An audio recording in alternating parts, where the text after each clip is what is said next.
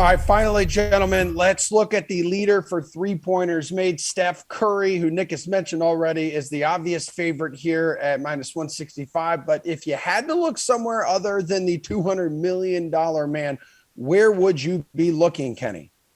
Well, it's hard because you look at last season, Steph Curry had 337 made threes, and the next best was Buddy Hield, over 50 behind him at 282. Now, Buddy Hield is rightfully so, plus 550, right there towards the top. It's hard to bet against Steph Curry. The only thing that's obviously going to change this year is that Klay Thompson's coming back. That's going to cut into his lead.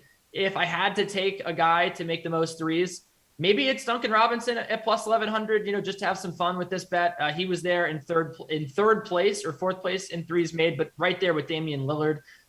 There's a clear, obvious reason why he's on the floor, and it's just to shoot a bunch of threes.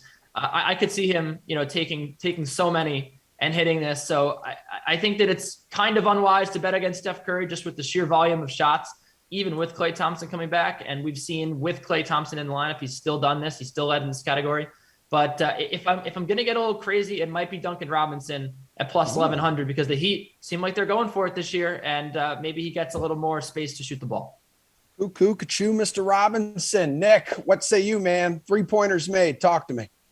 I think Kenny said it best when he mentioned that it's kind of a fool's errand to bet against Steph Curry. It's not fun to just say bet Steph Curry, but he won this category by 1.2 made three-pointers per game last season. That's the same differential as number 2, Damian Lillard, who was at 4.1, and number 17, Jason Tatum, who's at 2.9. So even if you're factoring in a little bit of regression with Klay coming back, there's still a monster gap between Curry and the rest of the field. So, if it's my actual money, I'm betting on Steph Curry.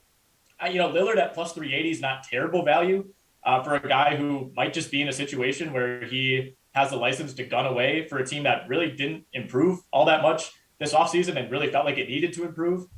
So I could kind of see him, going somewhat rogue, a guy who already takes a ton of threes, just jacking up. Instead of 10.5 a game, he's at 13 a game.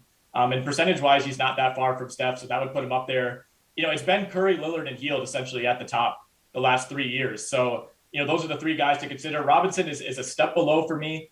He was at 3.5 per game last year. About a half a three or 0.6 behind Lillard and Hield. But he can certainly be in the mix. The thing with Robinson is he doesn't quite have that same ability to just, dribble the ball up the court, take a pick and roll and just launch. He kind of needs guys to create for him.